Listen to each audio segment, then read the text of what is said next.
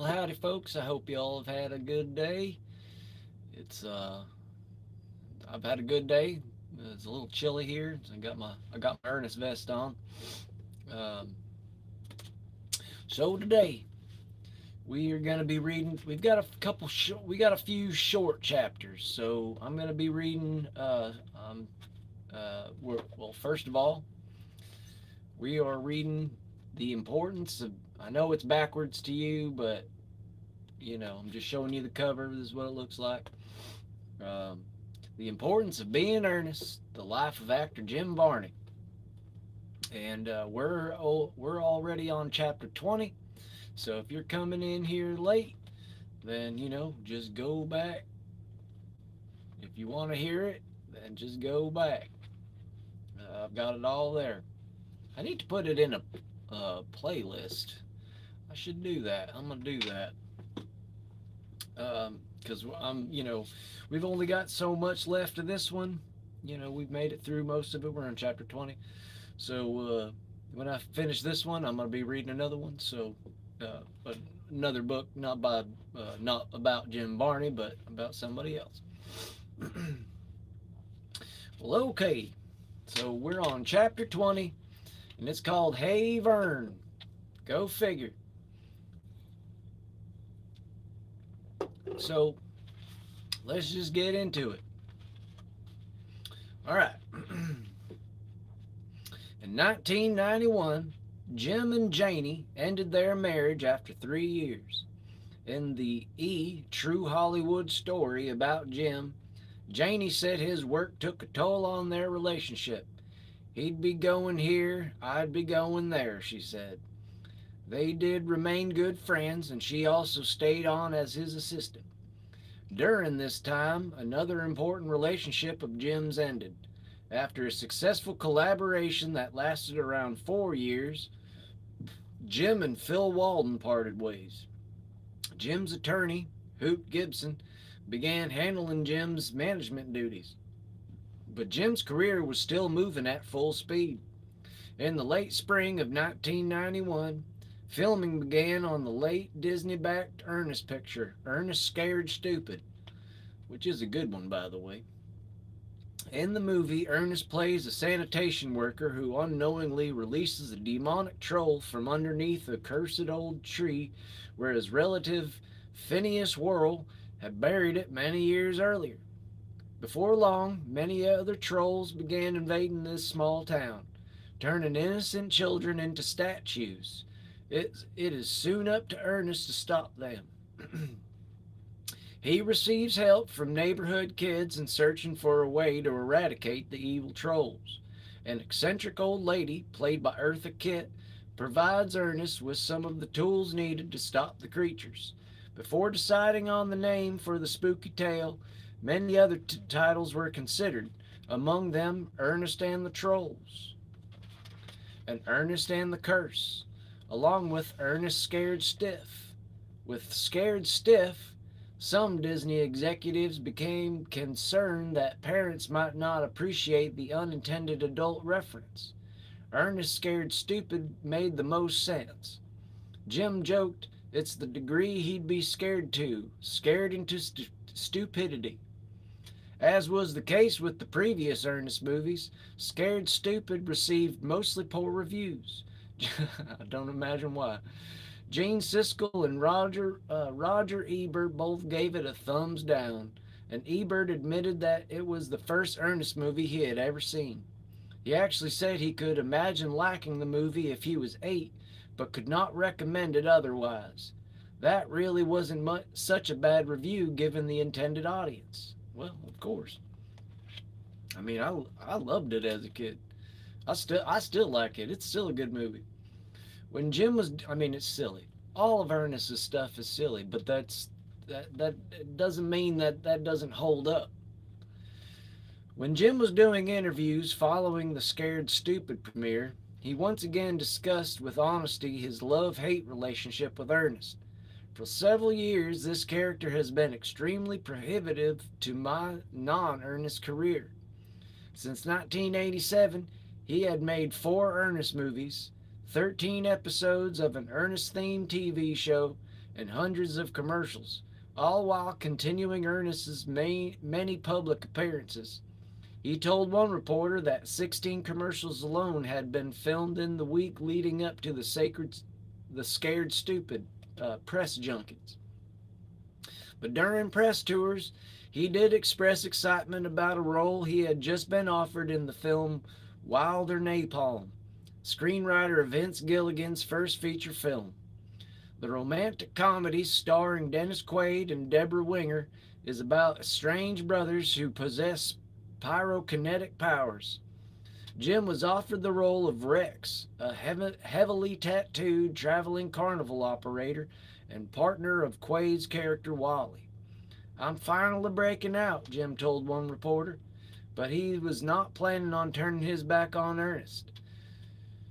To reassure thousands of fans, he said, "I expect we'll keep making those movies as long as people want to come see them." Little did Jim know that Gilligan would go on to have an outstanding career as writer, director, producer in film and television, including creating and producing the acclaimed TV series Breaking Bad. The stage also continued to call to Jim. A year earlier, a scheduling conflict had prevented him from reading for a part in Twelfth Night in Dallas. Now his sights were set on winning the part of Nathan Detroit in Guys and Dolls on Broadway. Although Jim was confident about winning the role he had played in his dinner theater years, Nathan Lane was eventually cast and earned a Tony nomination for his portrayal. The play ran for about 3 years. It's interesting to imagine the impact landing the role might have had on Jim's career. Although it surely would have been satisfying professionally, he would have missed out on playing Jed Clampett in the Beverly Hillbillies, a part that would mark one of his biggest thrills as an actor and became a favorite among fans. That was a pretty successful movie too, if I remember rightly.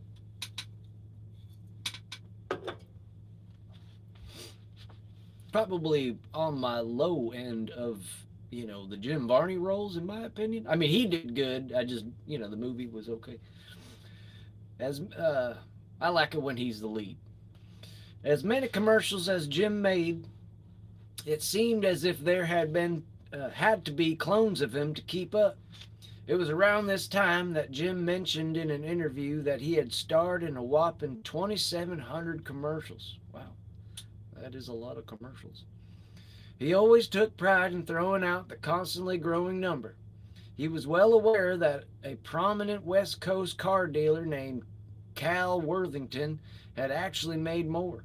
Worthington, who had been parodied by Johnny Carson, had been shooting thousands of crazy commercials with exotic animals for his many dealerships since the 60s.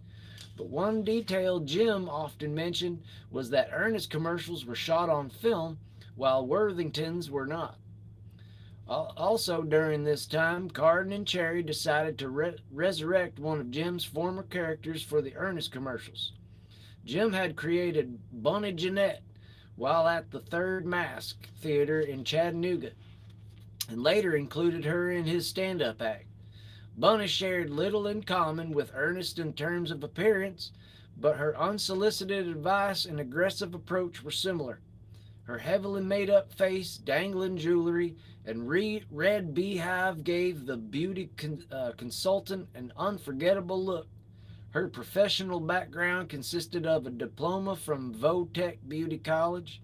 With that coveted degree, she began operating Bunny Jeanette's Beauty World out of her home. Her slogan was "Beauty is Bunny's business." That's good alliteration. Yeah. Well, howdy. Yes, he is a good lead.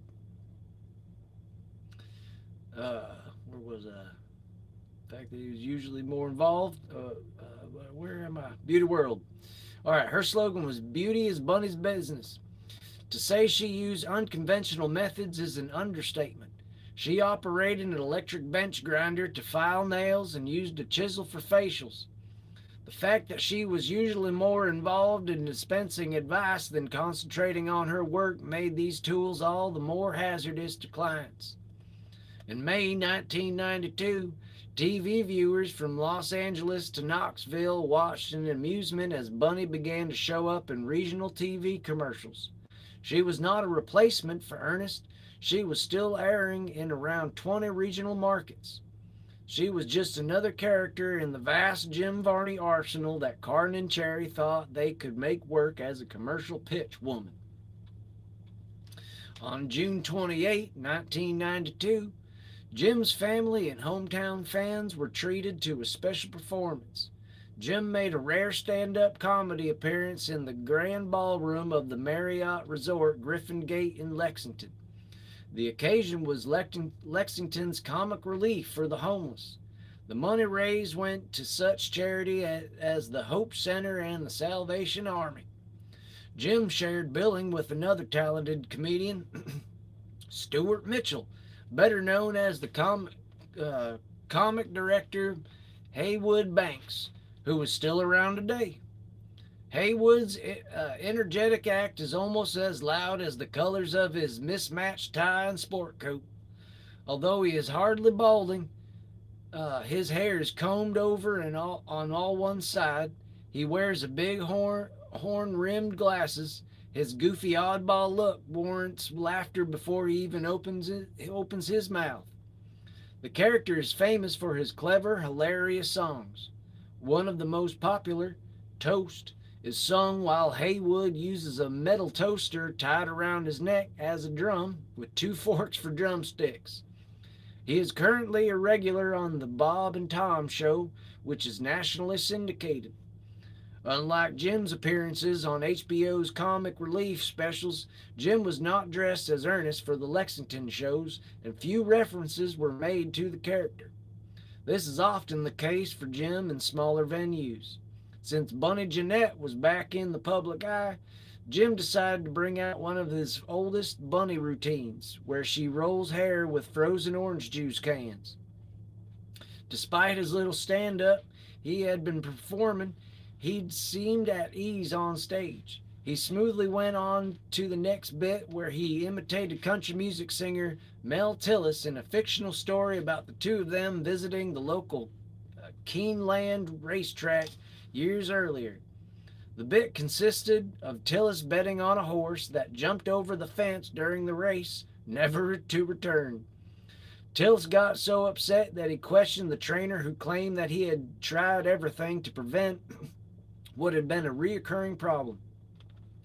Tillis then suggested that the trainer place a little piece of metal behind the horse's ears. When the trainer asked how he was to keep it in there, Tillis replied, "With a gun." It was a short set, but the crowd loved it. All right, that was chapter 20. We're on chapter 21. Blue Jeans and T-Shirt Man. Let me get another one of these guys.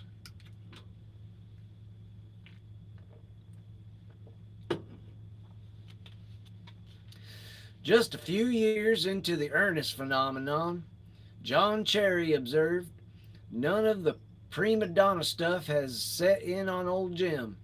Throughout the fame and fortune that Ernest brought him, Jim's overall lifestyle changed very little. He resided in the same house he had purchased before becoming wealthy, preferring the mostly unpretentious appearance of his comfortable surroundings. White House was a down-home environment, and although most everyone in town knew where Jim lived, they respected his privacy and desire for a normal life as possible. Few changes were made to his residence over the years, with the exception of his constantly expanding inventory of watches and knives. Jim had paid $300 for his first Ernest commercial. By now he was making millions, but he took more pride in telling someone how rare or well made an item was instead of bragging about how much he had paid for it. He knew it was all too easy to pick out something from a catalog.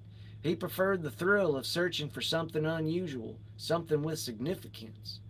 He browsed through jewelry and knife shops as an adult, just as wandering the school playground searching for coins as a kid.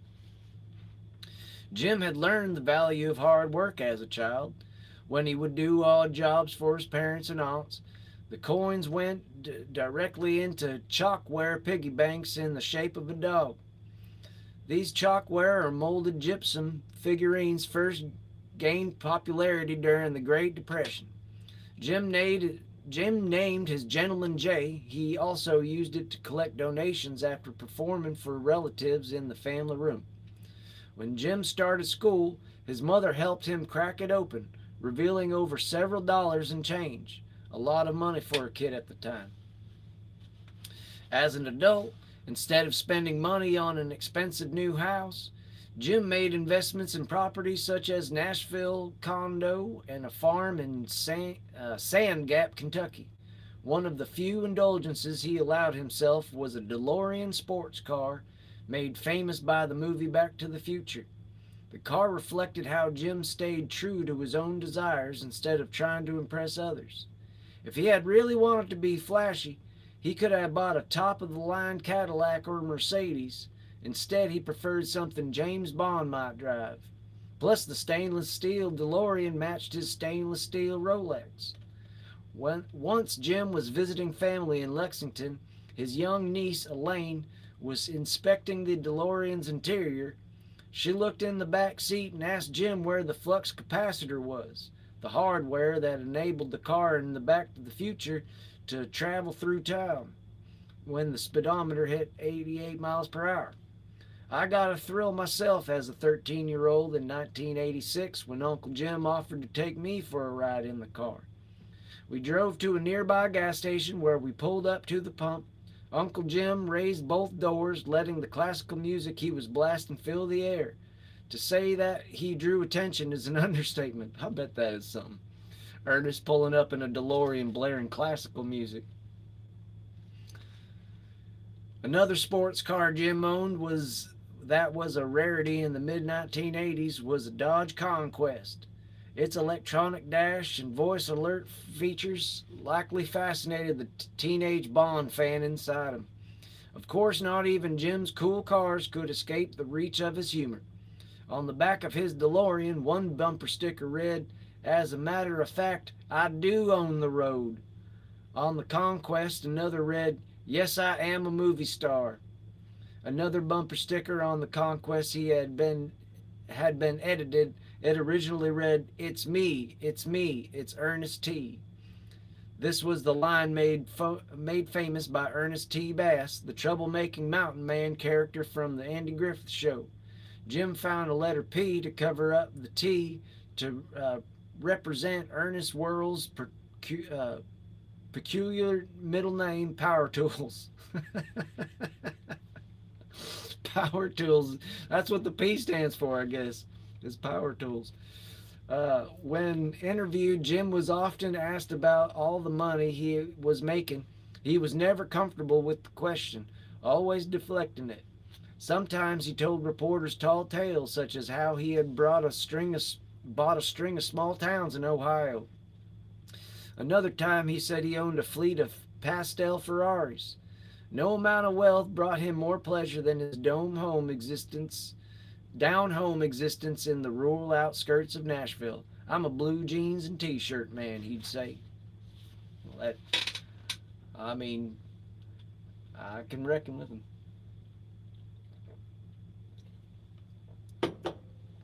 All right. We are on chapter 22, Buckmasters and Bubba. Jim loved to hunt, everything from bear to deer. Bear to deer. Bear to deer. He also became proficient with the longbow. Coke Sam's remembers how proud Jim sounded when he talked about hunting with 2 strings and a stick. He probably envisioned himself as Robin Hood in Sherwood Forest. It would have thrilled Jim to no end if he had known that his 5th-generation great-grandfather on his mother's side was Edward Boone, brother of Daniel Boone. I uncovered the family connection during research for this book. Huh. That's cool. Jim's interest in deer hunting led him to become a fan of Jackie Bushman's Buckmasters hunting show on the Nashville network. Bushman had started the Buckmasters Deer Hunting Association in 1986 and began his long-running hunting show in the summer of 1989. Jim met Bushman through country music singer Eddie Reisner and his manager Wilson Frazier. The two became fast friends, and Jim was soon making regular appearances on Bushman's show. Jim's association with Buckmasters reached a whole new level after he spoke to Bushman about getting young people more involved in the sport. Jim created an Ernest type character for the show, Bubba, a bumbling hunter. Jim told Bushman every hunter has a buddy named Bubba. Bubba had been a buffoon Jim had occasionally used in his stand-up, a nameless supporting character. Joe Lyles remembers Bubba being a spoof of a character from an early stand-up routine of actor and comedian Tim Thomerson in the 1970s. Thomerson's character had the dubious distinction of growing up on a mayonnaise farm. As had Thomerson, Jim gave the character a distinctive look by snarling both sides of his upper lips and exposing the top row of his teeth when he spoke.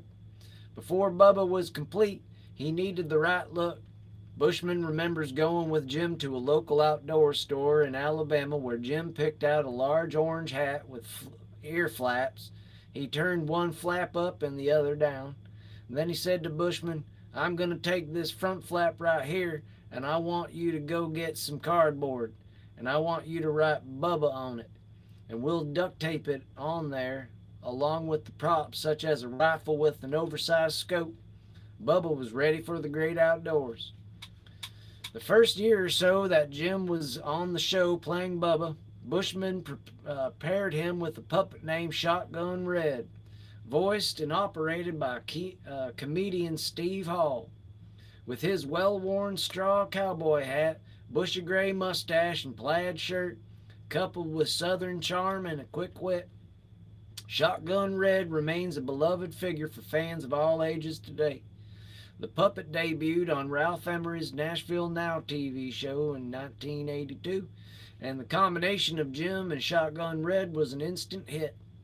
Young fans of Bushman's show soon began sending in pictures and questions. A segment was created for Jim to answer selected questions. The only problem was that the cast couldn't stop laughing long enough for Jim to make it through his answers. Bubba gave the following: "Hey Bush, you know when I go out, they don't talk about Ernest, they talk about Bubba," Jim would say to Bushman. Before long, Bubba was teaching safety to young hunters. Let me wet my whistle right fast. 3 half-hour safety videos were also created for the organization's Young Bucks Club. In the first, called The Misadventures of Bubba, Jim, as himself, introduces segments where Bubba and his unseen hunting partner, Billy Bob, break out all the rules of hunting. Bubba talks into the camera to Billy Bob in the same way Ernest talks to Vern. Then Jim, again as himself, follows up with an explanation of what rule had been broken and why that rule is critical for safety. The next 2 videos, The Misadventures of Bubba 2 and Bubba Goes Hunting, focus on Bubba's over-the-top hunting antics. According to Bushman, the kids loved it, and every fish and game department in the country wanted copies. Many stated that it was the only educational video they had encountered that kids wanted to watch repeatedly. For much of the 90s, Jim participated in the Animal Buckmasters National Deer Classic. He also looked forward to the 4-day celebrity deer hunt, held for years at the Southern Sportsman Hunting Lodge just west of Montgomery, Alabama. Created in 1987, it brought together stars from sports and entertainment along with top white-tailed deer hunters from across the country. Bushman was surprised at just how popular Jim was at the classic. People lined up for his autograph. Apart from entertaining as Bubba, Jim portrayed other characters such as a buffoonish football player who wore black high tops and a 1960 style helmet with the face mask removed. Although his equipment wasn't permitted on the football field, it gave him the upper hand when facing off in matches against pro wrestlers also participating in the event. As serious as Jim was about entertaining, he was also fully invested in the hunting competitions. One year, he even won the hatchet throwing contest for his team. Perhaps the most important contribution made to the Buckmasters was his ability to help foster a relationship between the organization and terminally ill children. One year, Bushman invited an 11-year-old boy suffering from cystic fibrosis to the Buckmasters Classic. The boy was thrilled to meet and hunt alongside celebrities like Jim and Atlanta Braves third baseman Chipper Jones. I remember Chipper Jones. Hell, he was big in the 90s. The experience led Bushman to create a program called Life Hunts in 1998 to give disabled and seriously ill children the opportunity to participate in a real hunt. Jim's experiences visiting young hospital patients through the years made him a natural at using his popular characters to bring happiness to many of those brave kids. One of the Bushman's favorite memories of Jim is the time Jim invited him to the premiere of the Beverly Hillbillies. Bushman had arrived just before the premiere and happened to be walking up when Zsa Zsa Gabor was making her entrance. It appeared as if the two might be together. Reporters and photographers were asking each other, "Who's the guy with the cowboy hat?" Jim, close by, replied, "That's the Buckmaster," which drew a response of, "Who's the Buckmaster?" Jim said, "That's my hunting consultant." All right, that was in chapter 22, and I am going to do one more chapter. We'll see you later, Sir Gallagher. That was cool. Thank you for stopping by. I'm going to do one more chapter. It's about as long as the other one. Chapter 23, A Hillbilly of an Ozark Kind. In the early 90s, vintage TV shows were being resurrected by major movie studios and turned into feature films. Just as comic book characters are in vogue today, old TV classics such as Dennis the Menace and the Brady Bunch were finding new life in the hands of Hollywood screenwriters. Toward the end of 1992, 20th Century Fox greenlit the production of the Beverly Hillbillies. Penelope Spheris, hot off the success of Wayne's World, seemed like the perfect choice to direct the beloved TV classic. She had shown the ability to direct a comedy adapted for TV, in this case Saturday Night Live, for the big screen. She also related to the material. Being a transplanted Arkansan, living in California, her own family had moved there from Hot Springs when she was 8. The casting was vital in capturing the flavor of the original show, and no character was more important than that of the patriarch Jed Clampett. After going through close to 50 actors, Spheris set her sights on Jim. The studio then echoed the sentiment that Jim had feared for years. He was too identifiable with Ernest to effectively portray a reserved and comparatively sensible character such as Jed. Too much money was on the line for the studio to take the risk. But at Spheris, this is the weirdest name, man. It's like sphere, but there's a double E, and I don't know. It's a weird name. But at Spheris's insistence, the studio agreed to let Jim do a screen test. One advantage that Jim had was that the look of Jed was his graying mustache and wide-brimmed hat, gave him a much different appearance. I mean, Jim Varney nailed this role, by the way. I mean, I was talking a little smack, I guess, a little earlier, but that was just me being like, he just wasn't in the movie enough. I mean, they should have made more about him. But, I mean, it is what it is. Jim did not disappoint in the screen test. He landed the role and was thrilled about the opportunity to prove himself in a major film. He said, "I've been waiting a long time for a breakaway character," adding, "But hey, that's Hollywood." His fans were also anxious to see him in a new role, especially one as iconic as Jed Clampett. He rounded out a talented cast that included Lily Tomlin, Dabney Coleman, Cloris Leishman, Leah Thompson, and Rob Schneider, Diedrich Bader, and Kevin Connolly. Though not stars at the time, gained fame later in TV shows. Bader found success on The Drew Carey Show and Connolly on the HBO series Entourage. Playing the character forced Jim to tone down the physical style of comedy to which he was accustomed. Jed was the quietest member of the Clampett family.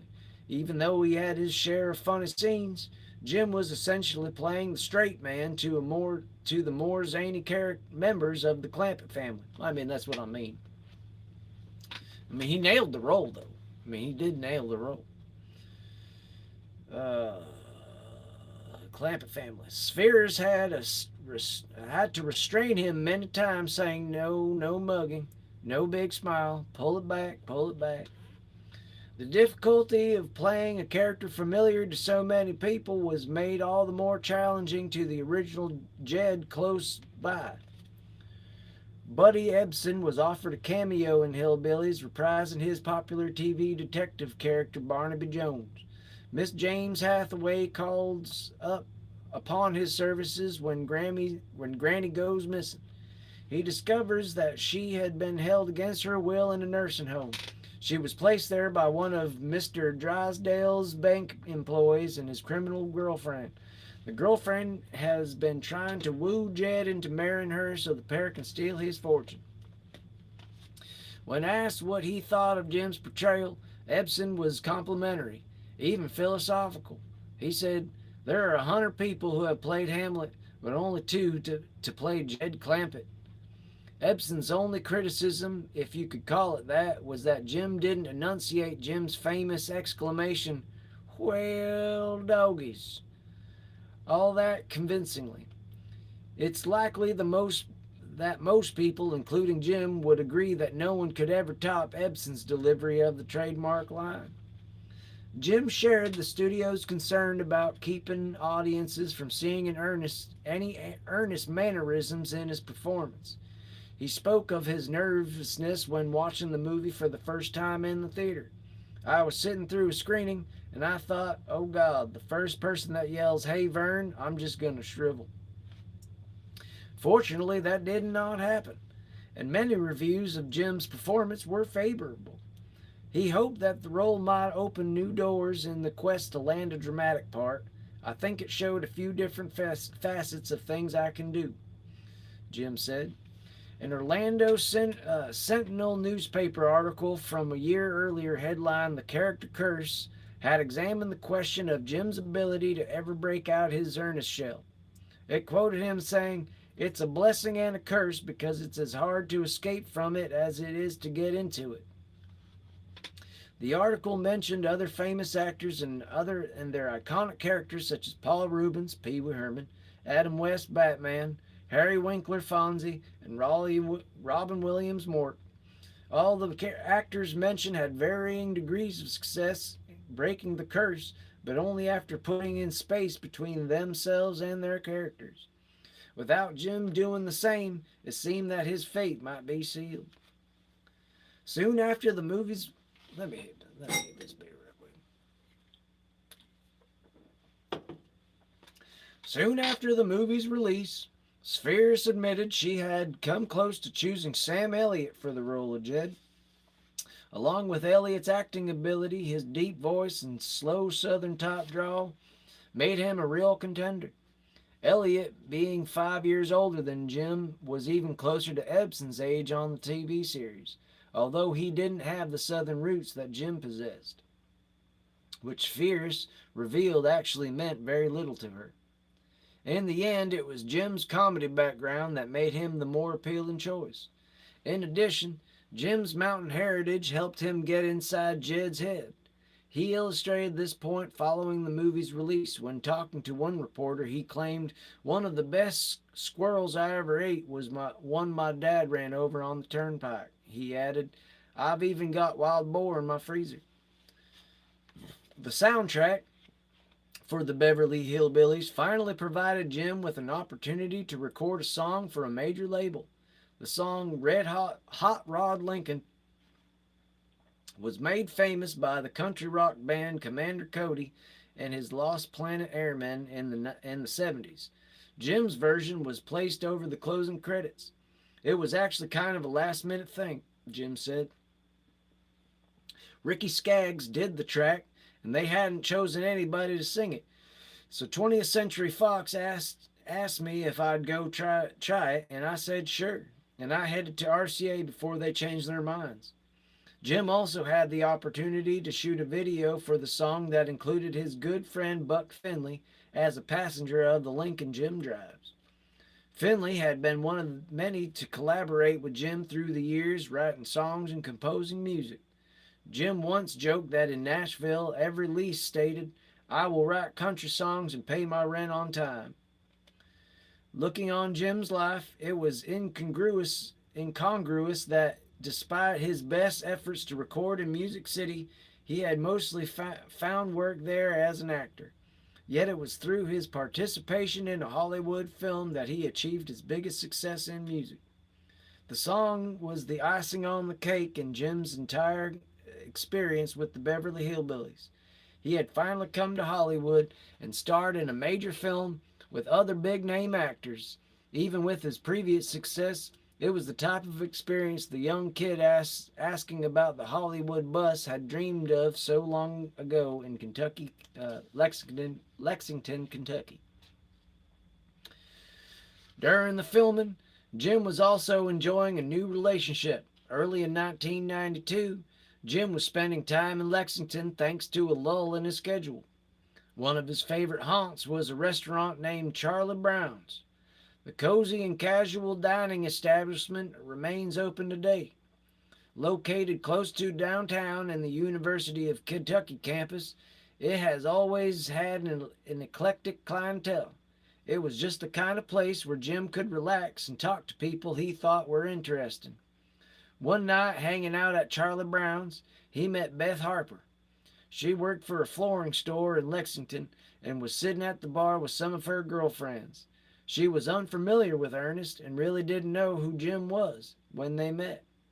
This allowed the conversation to go more interesting places for Jim instead of the usual questions about his career.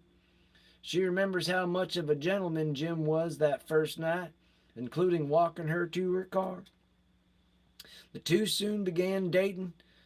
With Jim off from work for a while, they were able to see quite a bit of each other over the next year. Wet my whistle.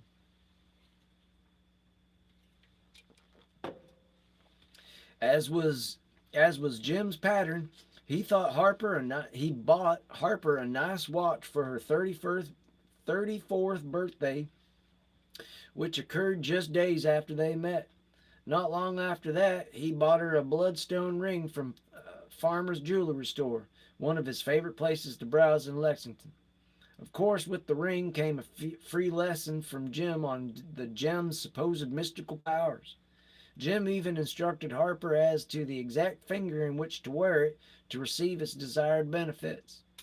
Another gift he purchased for her was a gun he thought necessary for self-defense. Harper was impressed with how accurate a shot he was. Once filming began on Hillbillies in California, Jim flew Harper out. She remembers that what a thrill it was when he took her to dine at the Ivy. Unfortunately, the relationship ended after a year, although the two remained good friends. Harper believes Jim never stopped loving his first wife, Jackie, and perhaps that was one of the reasons behind the failed relationship. Soon after shooting on Hillbillies started, Jim also traveled to Florida to film scenes for Wilder Napalm. Although they barely shared any screen time, Jim and Emmett Walsh were reunited after nearly 3 decades following their appearance in A Midsummer Night's Dream at the University of Kentucky. Even though Jim's role in Wilder Napalm was small, working on another film with such established actors was a promising sign toward breaking away from Ernest. Even so, he remained committed to the character, now running for 13 years. Along with Wilder Napalm, Jim shot two Ernest movies around the same time. At some point after the release of Scared Stupid, the fourth Ernest movie, John Cherry and Disney ended their relationship a couple of years earlier. Things were going so well that Cherry had told a reporter he expected at least four more pictures would be made. Cherry didn't give specifics on what had brought about the end of the partnership other than saying, "They had some problems with me and I had some problems with them, but that's what happens in a marriage. It was a good experience." Cherry's production company, M. Shell Producers Group, financed the remaining Ernest movies. The next two films, Ernest Rides Again and Ernest Goes to School, took Cherry's film crew thousands of miles beyond their home base of Nashville to the Canadian city of Vancouver in British Columbia. The favorable Canadian exchange rate helped keep the budget low. Vancouver actually served as the location for simultaneous movie shoots. Pre-production took place on School while Rides Again was shooting. This enabled Cherry to limit the time between the successive shootings of the movies to a mere week. Originally titled Ernest Goes Boom, Ernest Again finds Ernest working as a janitor at a small college. Ernest's professor friend, Dr. Abner Mellon, is a Vern-type character the audience actually sees. The plot revolves around Ernest uncovering a Revolutionary War cannon and finding jewels inside it, and Dr. Mellon believes to be crown jewels from the Tower of London. Ernest eludes the bad guys for the most of the movie while being chased along the countryside sitting on top of a cannon. Jim thought the chase scene of the film would give children the kind of action they enjoyed from the Indiana Jones movies. He spent the better part of a month riding on top of that cannon. He made it worse. What made it worse was the cold weather in Vancouver, even in July. Oh man, yeah, for a southern boy. That's got to be a bummer. Because you got wind, you know. The plot of the next movie, Ernest Goes to School, is similar to the 1968 film Charlie, starring Cliff Robertson.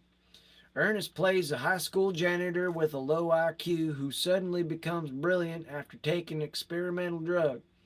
It is the only Ernest movie that Cherry did not direct. Writer-producer Coke Sam's took the reins on this production. The movie was the first to be released straight to video. The movie is notable for being one of the actor Sarah Chalke's first feature film roles. The actress was a familiar face by the time School went to video after she replaced the actress playing Becky, the oldest daughter on the hit show Roseanne. Oh, okay. In the fall of 1993, years later, Chalke starred on another hit TV comedy playing Dr. Elliot Reed in Scrubs. Also looking for new ways to connect kids to Ernest, Carn and Cherry M. Shell Producers Group teamed up with a home video company to create an educational video called Brain Drain Challenge to promote Rides Again. This game was comprised of questions related to scenes in the film. Jim managed to make a few appearances at schools to demonstrate the game. He had students in stitches as he answered questions sounding more like one of the snobbish characters in his arsenal. Astor Clement, then the lowbrow Ernest. Ernest Rides Again hit theaters just a few weeks after the release of Hillbillies on November 12, 1993. It was the last theatrical release of an Ernest film, with an estimated budget of $7 million and a box office take of less than $2 million. It was apparent that life without Disney made the now aging franchise a tough sell. No matter how successful Jim may have been at making audiences forget about Ernest when playing Jed Clampett, Rides Again was an instant reminder of his alter ego. Getting the part in Hillbillies was a step forward, but continuing to play Ernest was two steps back from the broader career Jim always claimed he wanted. Well, it's kind of a dour note to end on, but I mean, this is all history. This is all things we do know about the old boy Jim Varney. And I mean, we love him for being Ernest. So it's like, what could have been, whatever. But we love that old boy. All right, y'all. That's about it. We'll see y'all on the next one.